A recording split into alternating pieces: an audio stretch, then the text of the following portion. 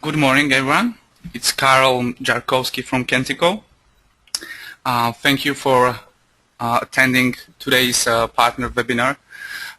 This webinar is first from the series of webinars about K# and its capabilities with Kentico EMS.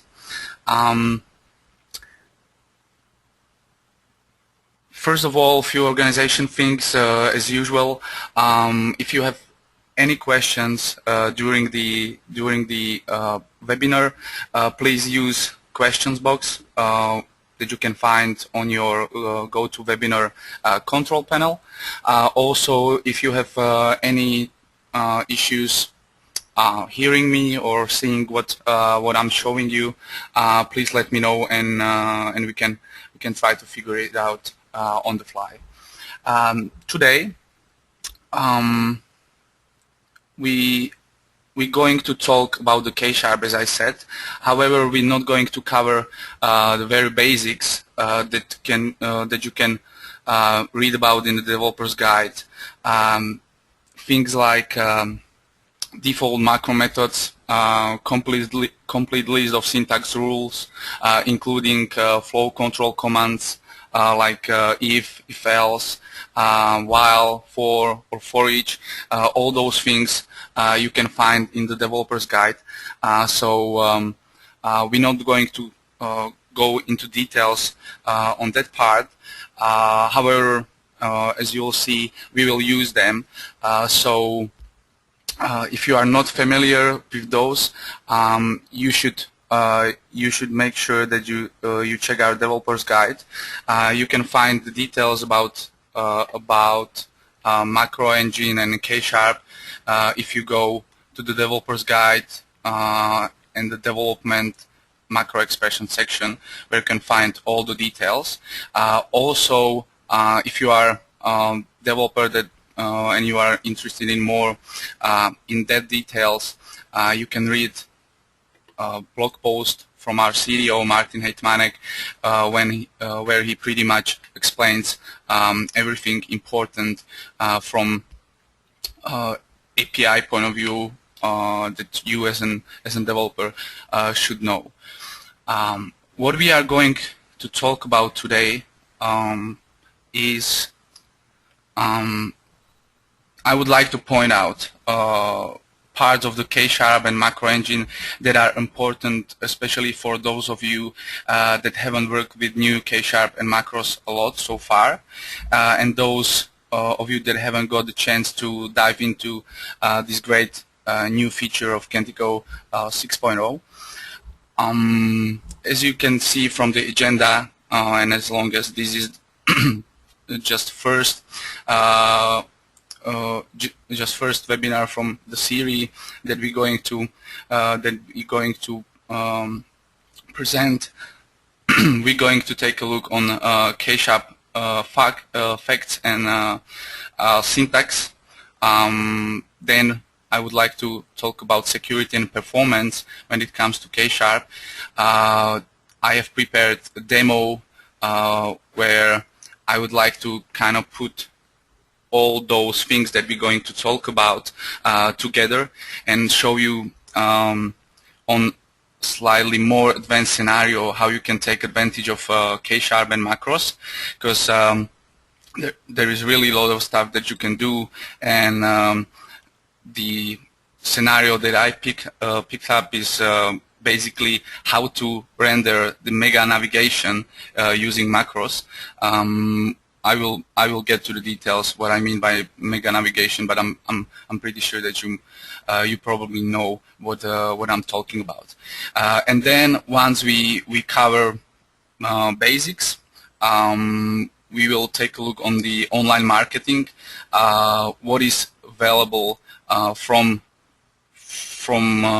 side of K# and from within macro engine when it comes to the online marketing, what objects are available for you that you can use, and then I will show you very short brief demo on how to use K# and macros for sending more more complex notification emails. In this case, notification emails that are sent when contact in the online marketing suit exceeds or meets some score limit. So let's start. I just included those two links that I show you in case you are not familiar with our DevNet and you don't know where to look for more information. Of course, this presentation will be available once the video is uploaded online, so you will be able to go through those links afterwards. So first thing, what is a K-sharp? And if you work with previous version of Kentico CMS, you know that we had macro engine with earlier versions of Kentico CMS as well. But the K-sharp is a new Kentico scripting language introduced with 6.0, with Kentico 6.0 release that provides developers with I'd say really incredible flexibility while working with various types of macros. As any other scripting language, the biggest advantage, at least the biggest advantage I see with using K-sharp comparing to let's say C# and any other language that you may use with ASP.NET or any other language that you use, non-scripting language that you use to develop your application, is that there is no type of compilation involved with the K-sharp, so it makes code processing typically much faster as there is no overhead associated, unlike with standard ASCX controls.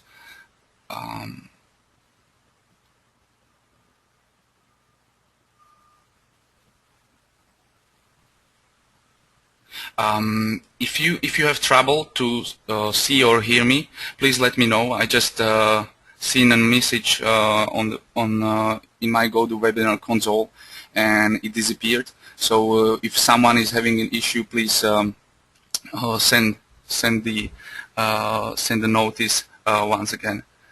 Thank you. So with previous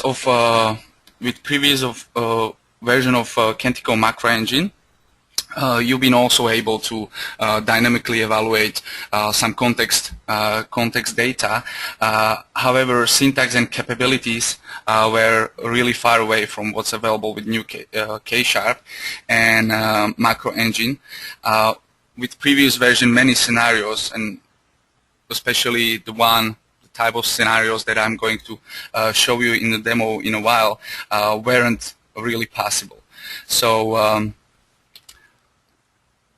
the one example would be that mega navigation, which is basically rendering the content from within transformation, which would typically require you to use the nested repeater, but with the new macro engine, as you will see, you are able to really easy render the dynamic content from within transformation without need to use any nested controls. But we will get to that. So K-sharp is available only for context macros. So the syntax and all the features that comes with the K-sharp and new macro engine are available from context macros only. You may have a question, or as you know, Kentico offers various types of macros that can be used across the system, like cookie macros for accessing the cookie values, or query string macros for accessing the values from the URL entered as in query strings, or custom macros, for example. As I said, K-sharp is available only with the context, or in other words, data macros. So the question might arise how you can use the K-sharp when working with those other types of macros, like cookie macros or query string macros that I mentioned. So the good news is that you can still access values of those different types of macros through the context macro, and therefore also leverage all K-sharp capabilities if you need to. You just need to access values through the appropriate namespace as displayed in the table on this slide. So as you can see, if you are working with cookies and you want to use the K-sharp, you can access the cookie value from within the context macro using the cookie namespace. For the custom macros, you would use custom namespace. Path macros use path, and query string macros use query string namespace.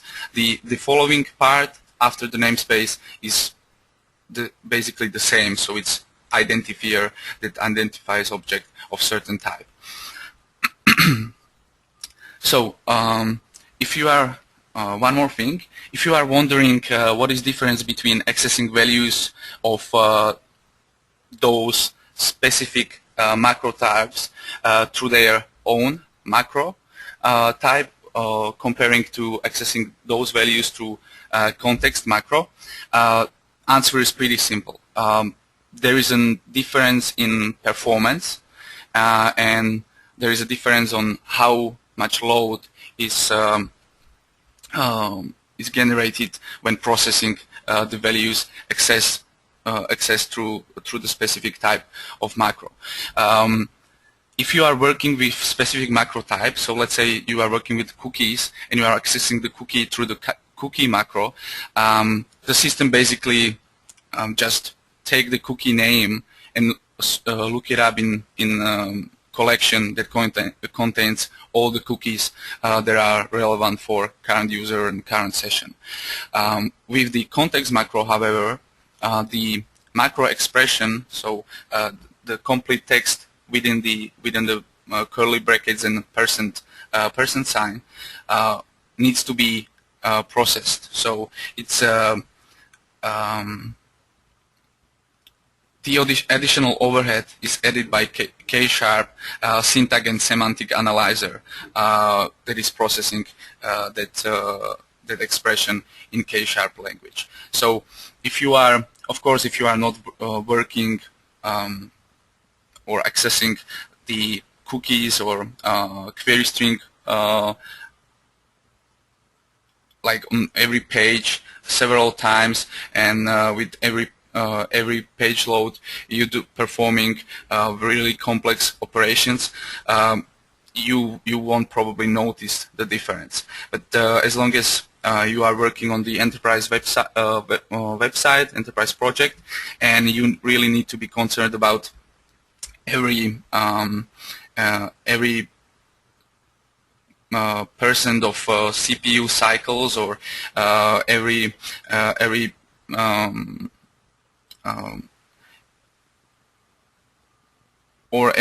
time you are concerned about the performance during the peak loads and stuff like that, you should be using the specific macro type for accessing the values rather than context macro if you're not going to use any advanced K-sharp syntax. Of course, with the macro types, with the specific macro types, you can still use parameters that you are used to with previous versions. They are still available due to backward compatibility. However, we recommend using the new K-sharp syntax if that makes sense, based on the scenario that I just described.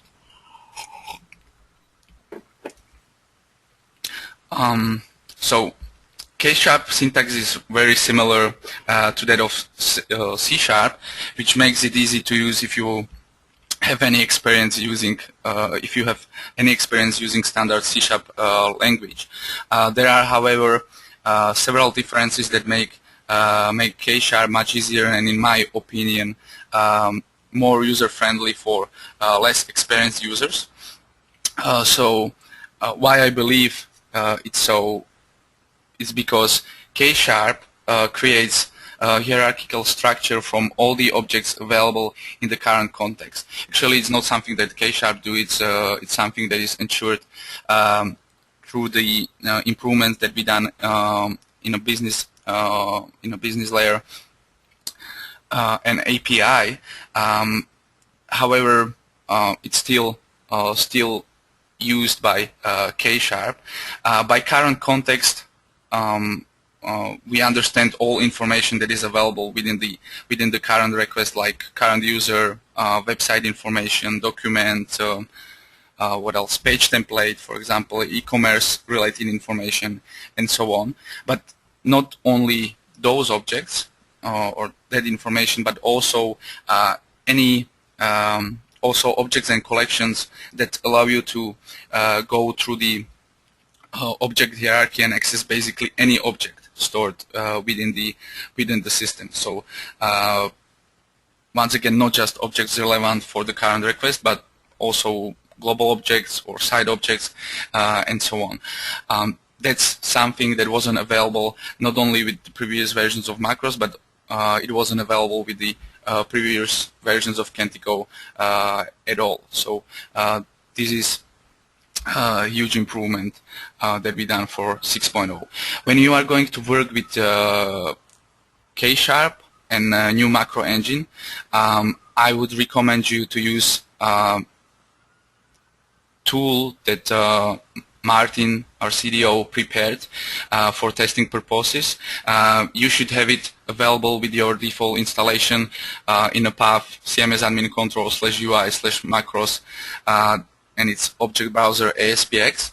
So when you access that that page, you would actually see something like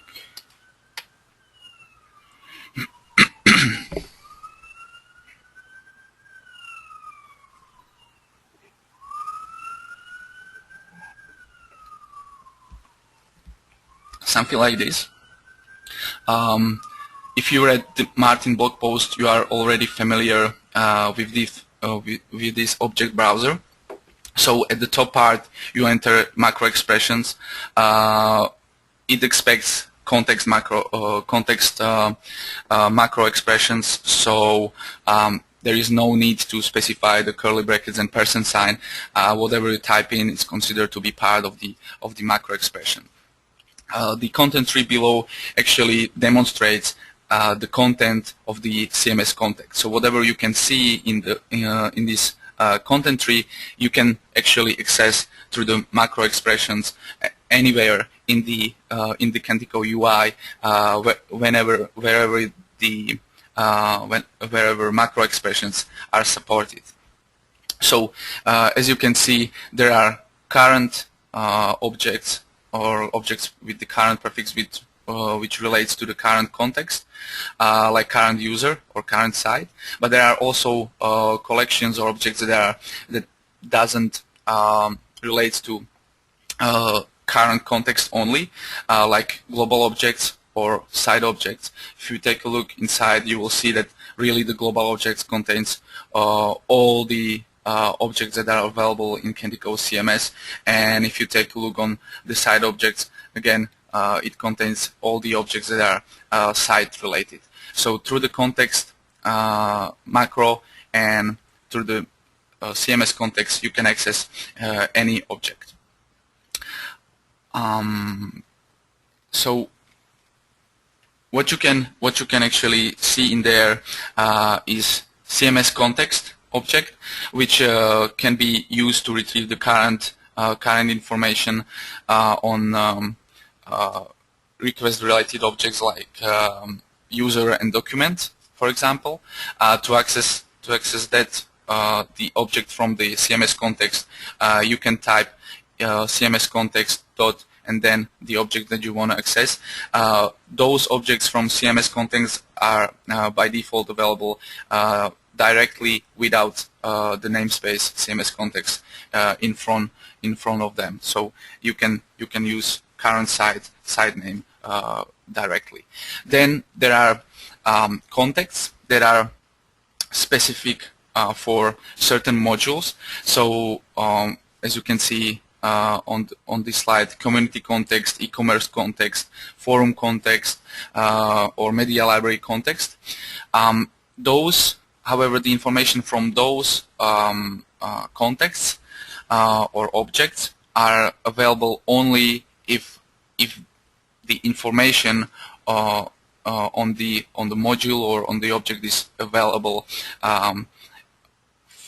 within the current request. What I mean is that if we go back to this object browser, you can see that if I let me actually remove this part. If I take a look under the community context, you can see that even though there are 3 objects, all of them are of null value. That's because the current request, the request that I made, doesn't contain information on what group should be loaded within the context. So on pages where you can typically see something like group ID or media library ID and so on, the context will populate the community context, in this case, with the appropriate object using the information from the URL. So if you're going to use the macro that is accessing community context, you need to make sure that the community group information is supplied. Otherwise, you will access null object. So, and once the object is initialized, you can you can arrow further down and you can actually see the object properties, and you can access their children's and so on. These same children selector, binding selectors, related object selectors, and so on, those are always available with every object that you can access within the CMS context, and it's possible due to the fact that we kind of standardized access to those objects, so we can basically we can access basically any object through the standardized set of methods and properties. So let's go back over here. You can see the examples of how you can access certain values of objects from within specific contexts on these slides. And as I mentioned, besides the context objects, you can access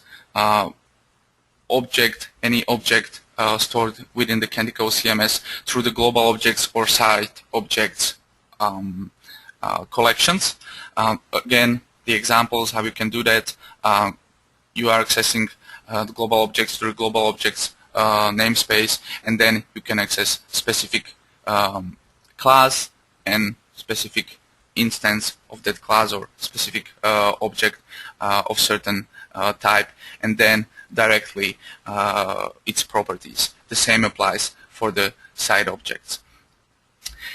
With the selectors, there are several ways how you can access the values from those collections or different contexts.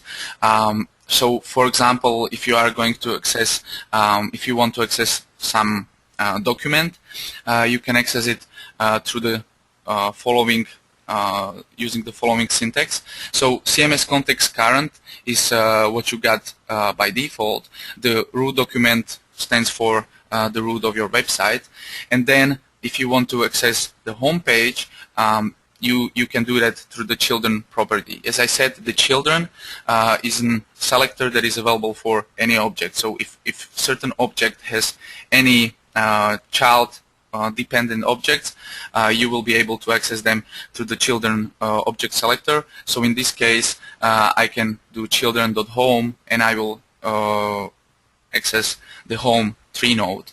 The same result, same tree node, can be accessed through the CMS context current and documents, which is a selector that it's collection of all the documents within the system. So while accessing the home through the root, you are navigating through the hierarchy. Accessing the home through the documents, you are basically accessing the flat list of nodes.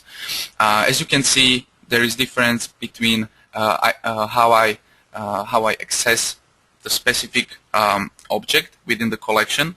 So while in the first case I'm using node alias, in the second case I'm using node alias path. That's also reason why I would recommend you, or I find this object browser very useful, because there is really a lot of objects within the context, and if you should guess how or what you can use to actually evaluate the value of certain object, it would be probably very time consuming. So if you say in case of those documents, if you take a look under the documents node, you can see that all the items as they are stored in that flat list are indexed using the node alias path. So if you take a look first on how the collection is indexed, you will be able to much faster find out what you can use to access specific object. The same thing is when I go to the root document here.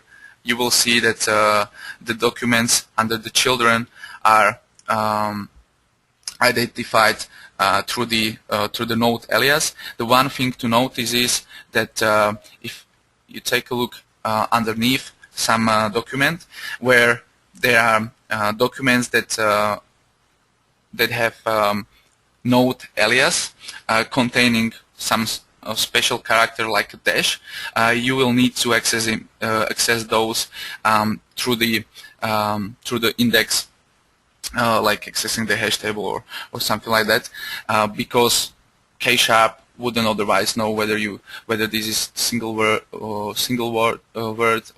whether it's actually new variable that you want to subtract from consulting and so on.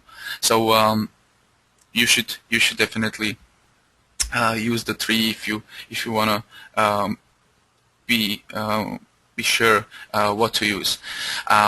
What I have actually prepared for this webinar is kind of hybrid of the object browser that is available through the object browser ASPX, and our control, which is called macro editor. It's this control that you can see at the top. This control is something that you want to use when developing custom UI, because macro editor allows you to supply a macro resolver object, which is object that is performing evaluation of expression, or not performing the evaluation itself, but supplying the source data for macro resolver that will do the evaluation at the end. So I will include these code files for this K# demo ASPX along with the presentation, so you'll be able to download it. The reason why I created that is so I can easily evaluate macro expressions, and besides the content tree, I can actually see what is the value when evaluated. But besides that, the functionality is the same. So that's how you can use how you can access documents. One thing that I would like to point out is that by default, accessing 3 nodes through the documents collection or through the children of parent document returns only data that are stored within CMS tree and CMS document table. So in case you need to access also coupled data, you should always access specific document through the with all data selector. So to refer back to those previous examples, you would access the home page basically through the same using the same syntax, but there will be additional selector between children and the actual page. So accessing the root document children with all data and home will allow you to access any CMS menu item specific fields, assuming that the home is of type CMS menu item. The same is applies to the second option, where you can access home document through the documents. If you want to access also the couple data, you use the with all data selector. If you are accessing some site or global objects, you have several options how to access instance of specific class. There are basically three options how to do that.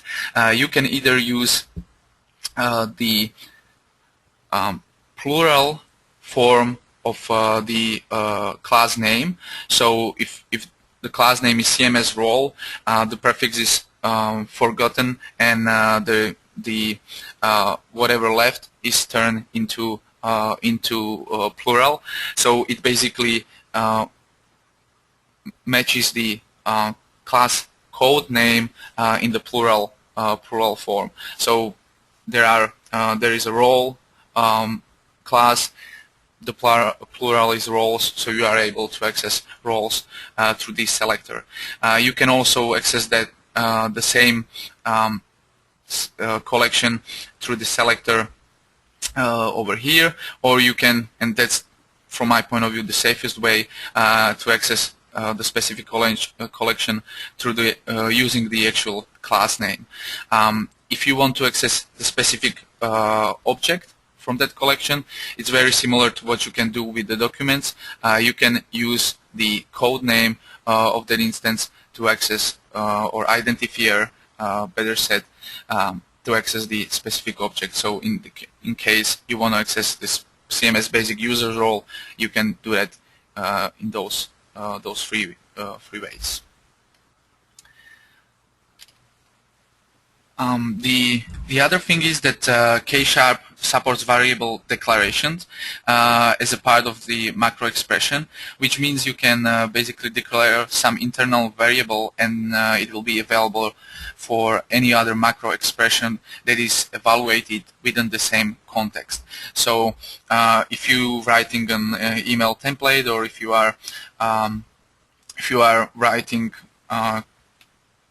content for static HTML or static text web part, or any web part that is using the macro editor control, if you declare the variable at the beginning of your code, it will be available till the end of that code. So you can use it anytime later. And all those things that we're talking about, I will demonstrate them using the actual examples once we go through those slides. Unlike in previous version, there is no need to create complicated nested macro structures when you want to pass a result of one macro evaluation, so result of nested macro evaluation, as a parameter of another macro. Or parent macro. So like in this case, that would be the typical way how you pass the current username as a default parameter when evaluating last name. So if the last name is not specified, the default value will be used, and in this case it will be username. So as you can see, this syntax, this one is actually pretty simple, so it's easy to read, but you can imagine that nesting more macros together would be very difficult to read. That's why with the Kentico K#, you can achieve the same results using much more transparent syntax, and basically the same result as with macro above you can achieve using the context data macro, declaring the local variable name, which is populated with last name, and then using ternary operators, you are able to evaluate the value. If it's different from string, we return the actual last name. If it's empty string, we are evaluating the username, so we can compare what is the difference yourself. You can even combine two different types of macros. So while with the previous versions, it was used to evaluate nested macros of the same type. With the K-sharp, you can easily combine different macros together. So as you can see, in the first macro, I'm accessing information on the contact last name, on the current contact last name, and I'm combining it with my custom macro, which I defined, and this custom macro returns just current date and time. K-sharp, you can use the K-sharp to you can specify the K-sharp macros using several controls that are available in Kentico CMS. Those controls are automatic completion, which is available in the macro editor control. So whenever the macros are supported, you will see the auto completion displayed. If there is an webpath property that allows macro selection, you will see macro selection control that will allow you to select the macro. And then if you are going to work with the online marketing suite, you will be able to specify the macro through the macro condition editor, and as you will see later on. So let's take a look on the security.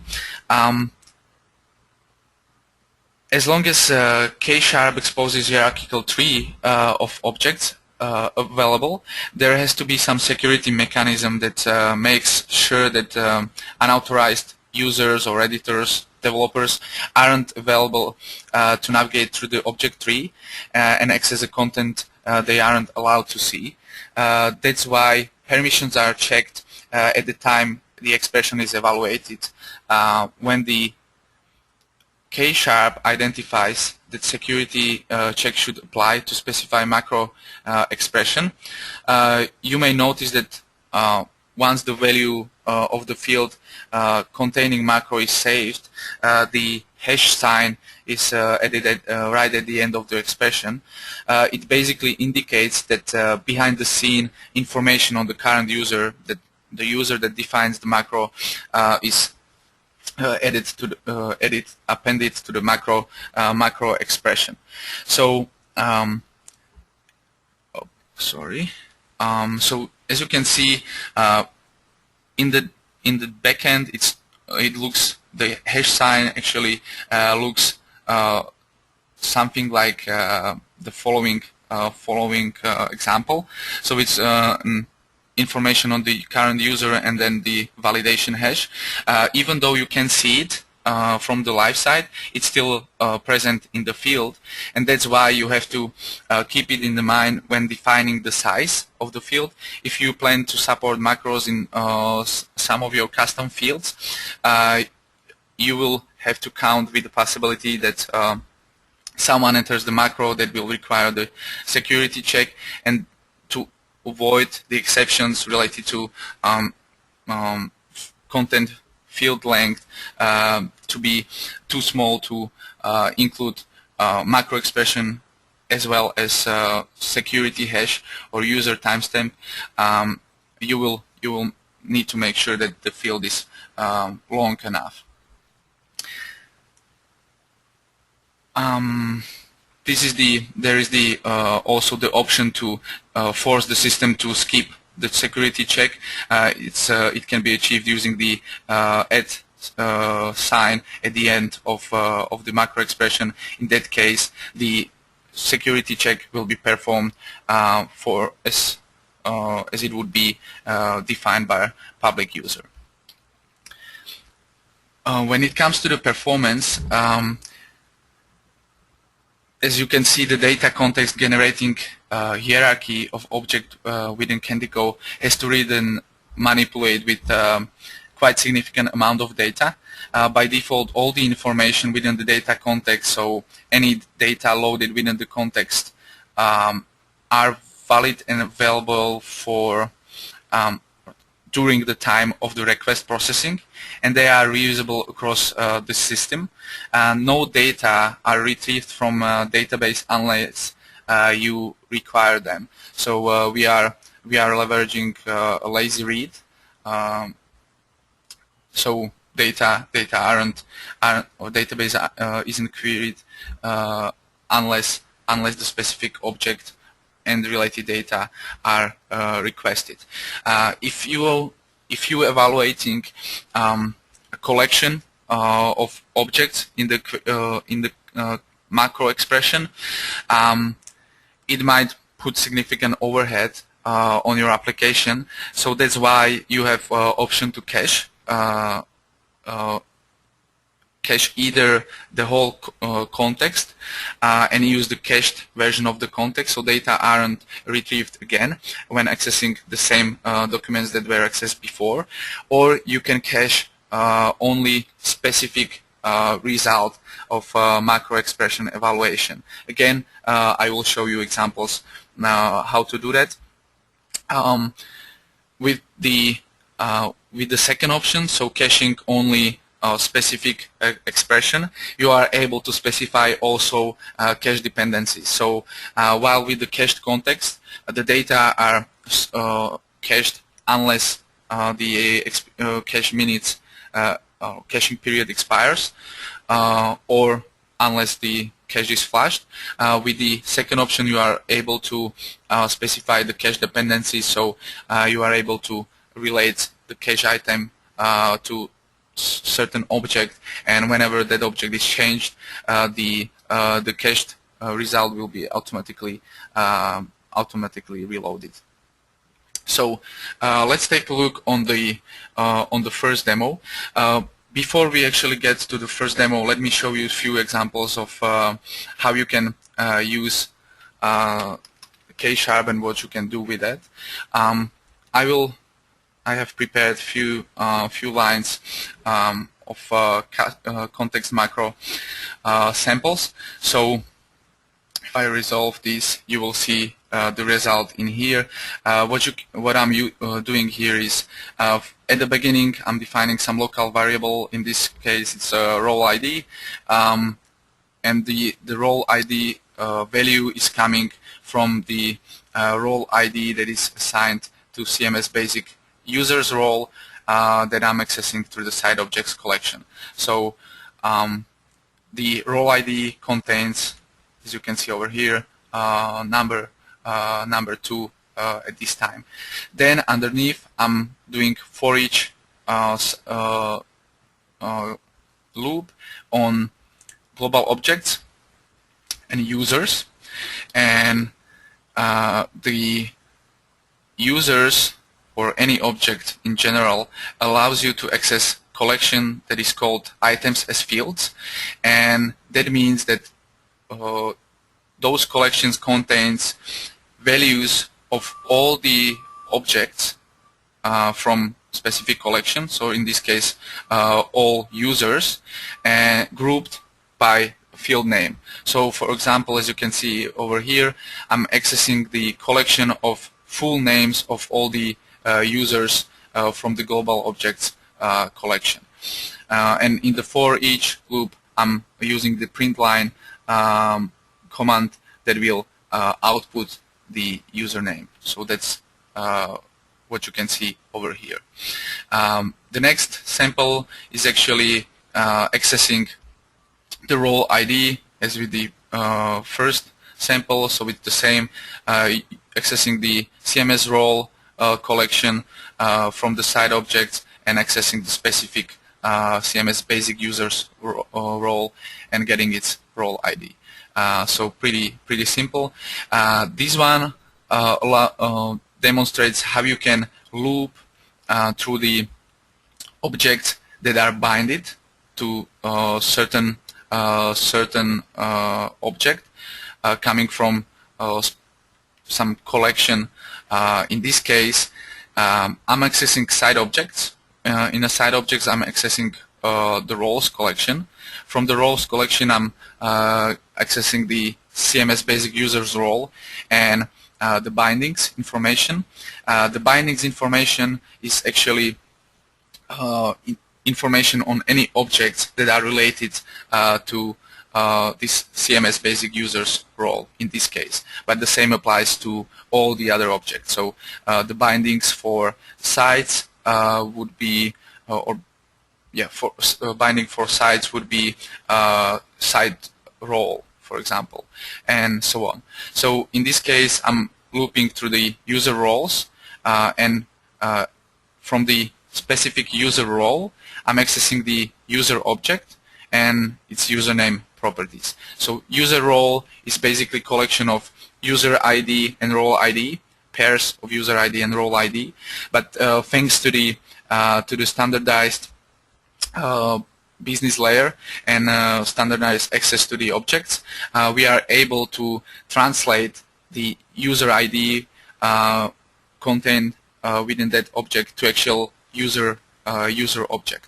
So the ID is automatically translated into user object, and you can work with the user as it would be part of the user role, even though it's really not only the user ID information is stored with the user role.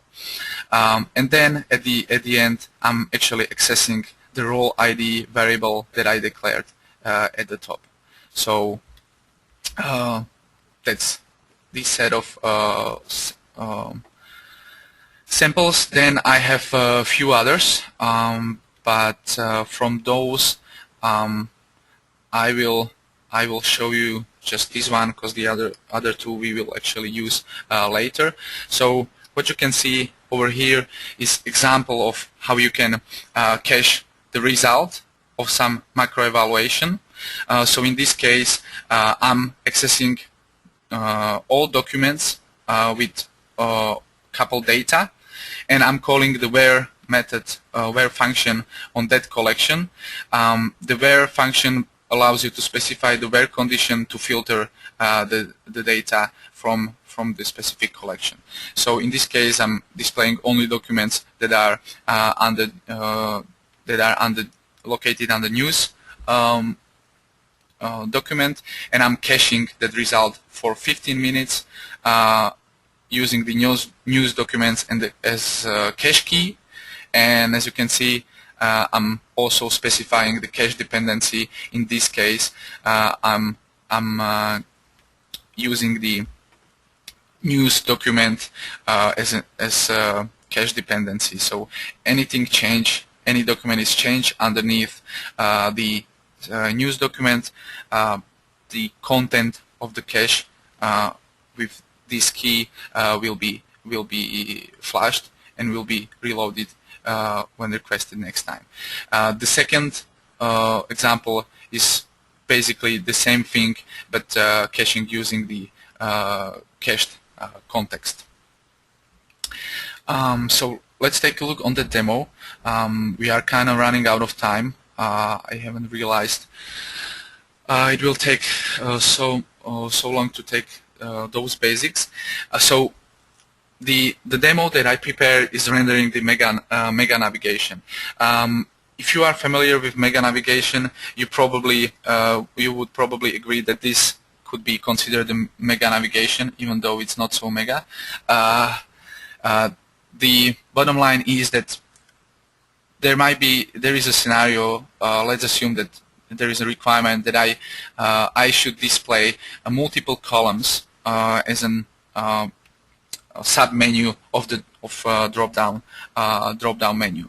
So if these items would be actually stored in the content tree in a hierarchy, so there will be browse by interest document, and underneath there would be free documents, web development designers and network administrators, and underneath there would be those news, web development, web design, and so on documents. It would be fairly easy to achieve these results. You can use, for example, the hierarchical viewer to render this the same output.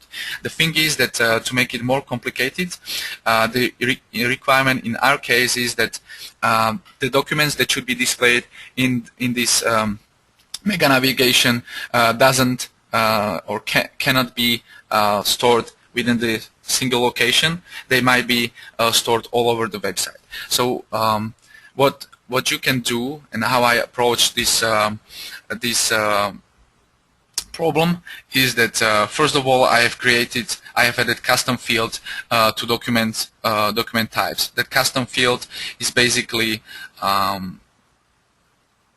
multiple selection field, which allows you to select from predefined set of options in what section of that mega navigation the document should be displayed.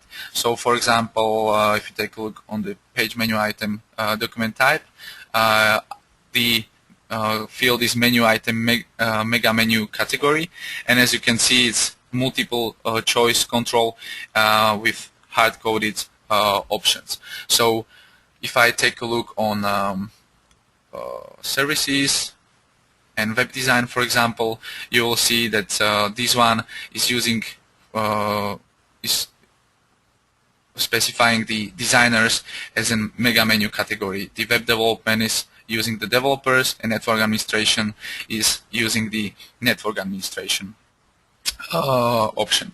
So that way I can go through the documents in the content tree, and whenever I feel that the document should be included in the mega navigation, I just check that option. You could achieve the same result using the nested repeaters, but the purpose of this demonstration is how you can achieve the same results without nested repeaters. So how I actually achieve that. If you take a look on the master page template, if you go to the design tab,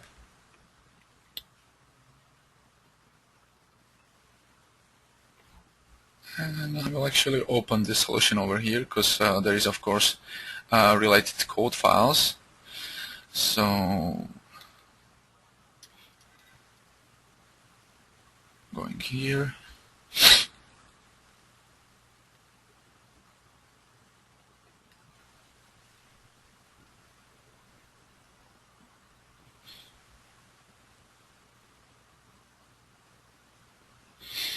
and right, so on the design tab of the master page template, there is a mega menu web part, which is actually static web part. And if we take a look inside that static web part, you will see that in the content field of that web part, I'm specifying, I'm using my custom macro method to render the content. So let's wait till it loads. So there is some basic structure, skeleton for that mega navigation menu. This is the way how I define the columns, and the important part is the macro expression, as you can see over here. If we take a look on that macro expression, let's for a while skip this first part, and let's take a look on the actual call for the custom macro method. So what I'm doing here is I'm accessing the documents collection, and I'm calling my custom filter documents method on this collection. As you can read in the developer's guide, and as you can read in the Martin's blog post, calling the method on the collection will actually run the same method for every object in the collection. So I call the filter documents on the collection, and I pass some filter expression, which is actually specified right here. I define it as a local variable, and as you can see, this is actually the K-sharp syntax. I'm using the escape sequence to define double quotes, but besides that, it's regular K-sharp syntax. So I'm comparing the value of document field to some specific values. So this one is this is the column in the mega navigation that should display all the developers related items. So that's why I'm comparing to developers. The same for the designers, I'm comparing to designers, and network administrators, I'm comparing to administrators. So I'm passing the collection of the documents to the filter documents method, and then the expression. This parameter specify how deep in the content tree the method should go to filter the documents that should be displayed in the mega navigation. And then the last part of this macro expression is calling the apply transformation method. This is the default function, which allows you to specify transformation name. So this is the regular transformation defined through the development transformation section. It can be either XML text transformation, or it can be HTML transformation. And as you will see, this transformation is basically evaluating values of the tree nodes, values of the fields of the tree nodes that are coming as an output of the filter documents table. So again, this is possible thanks to the fact that calling the method on the collection will execute the same method on all the items.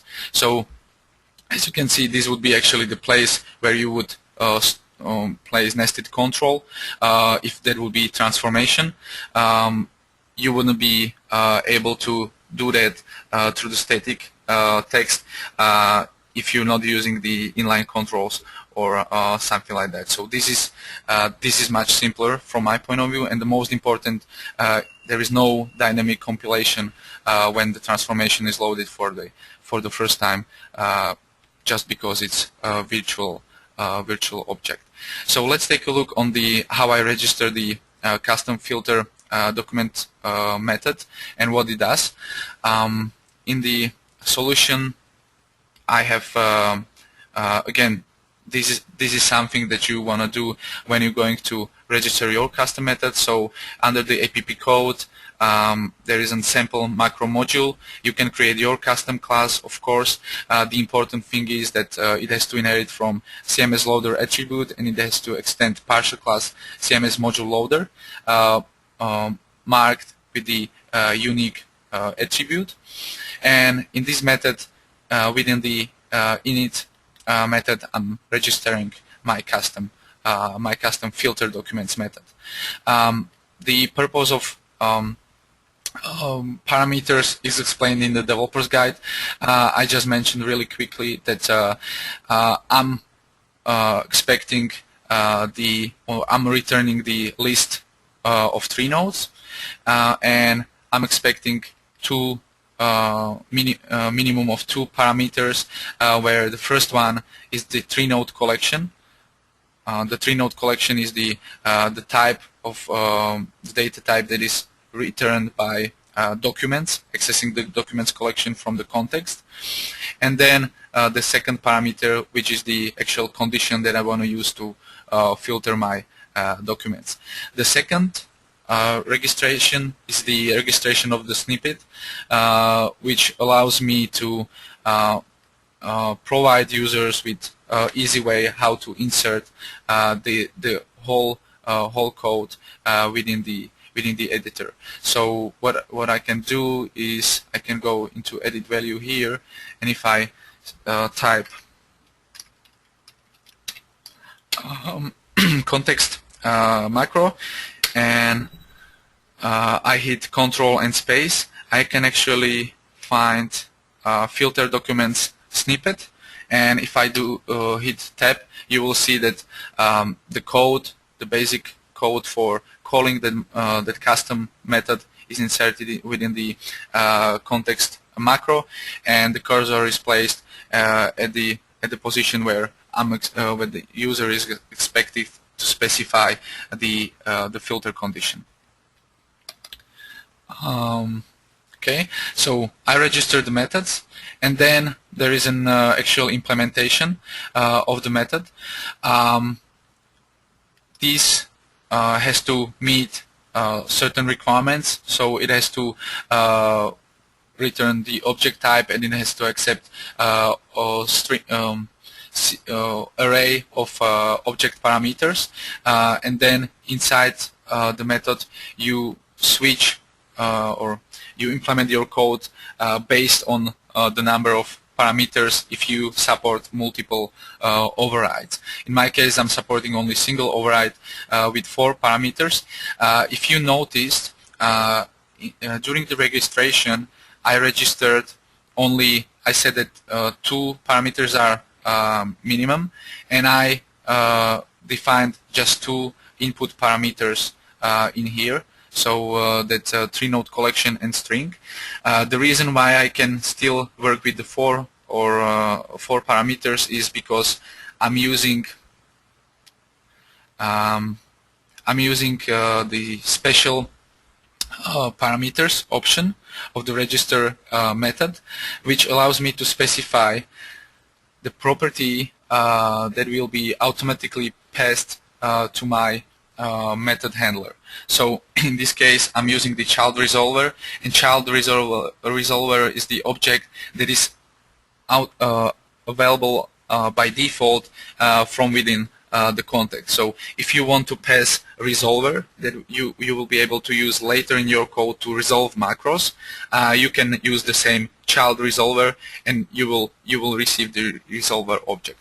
So you can rely on the fact that child resolver will be available. You are specifying the array of strings because you can access as a special parameter, you can access any object that you set as named data source for the resolver. We probably get to the named data sources later in future webinar on this topic. So the actual implementation, I just make sure that the parameters are actually of data type that I expect. Then I cast those objects to actual object, to actual type of those objects. So resolver, collection, string form of where condition, and then the integer with the node level. This is my result collection, so I will return the list of 3 nodes that are matching the filter condition. And what I'm doing to actually filter the condition, to apply the filter condition, I parse the condition, so parse the string to make it macro expression, to get the macro expression object of it. And then in for each loop, I'm going through the collection of nodes. The collection is the collection of 3 nodes that is coming from context macro. And for every 3-node object, I actually check whether the node level matches what was required. I'm sorry.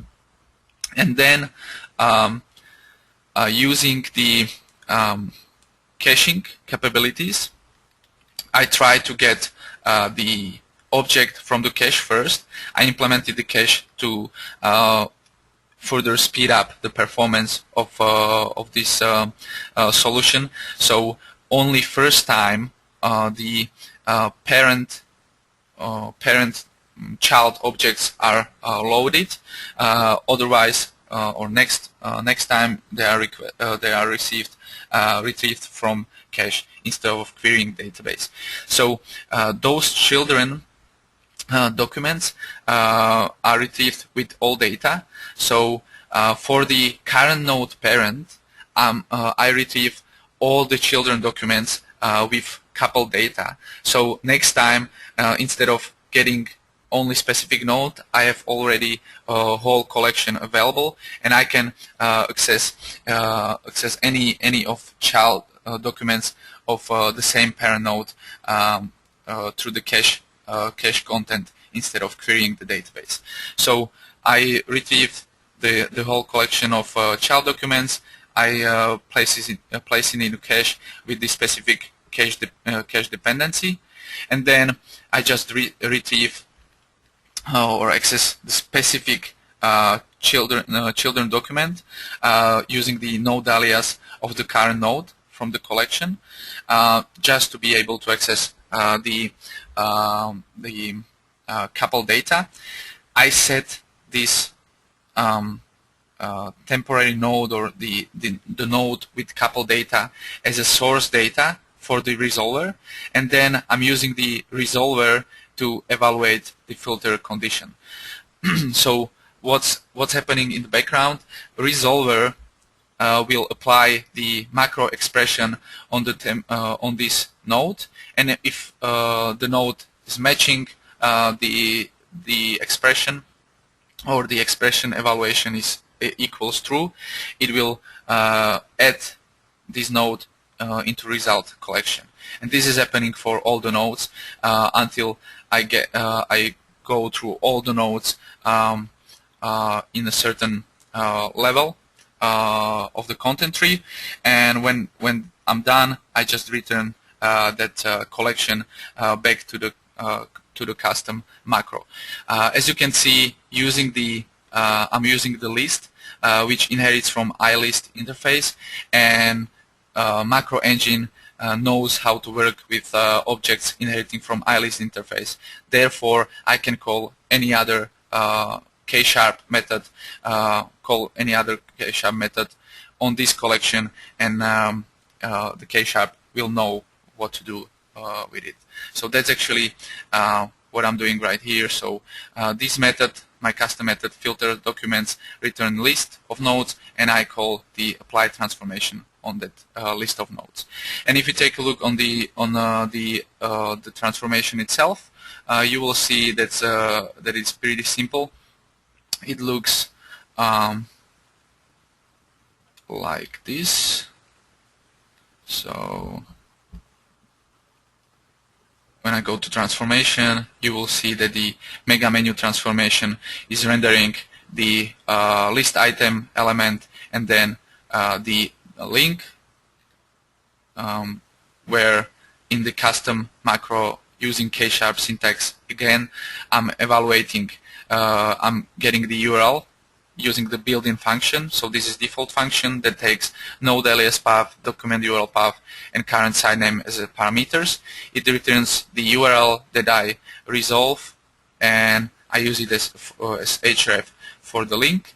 And then for the actual text of the item in the menu, I'm using I'm evaluating the document name. So as long as the source for this applied transformation is 3 node, I can access any of the 3 node fields through the context macro. So that way I'm getting what you can see over here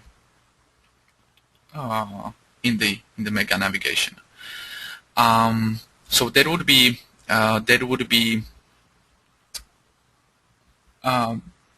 conclusion of this demo.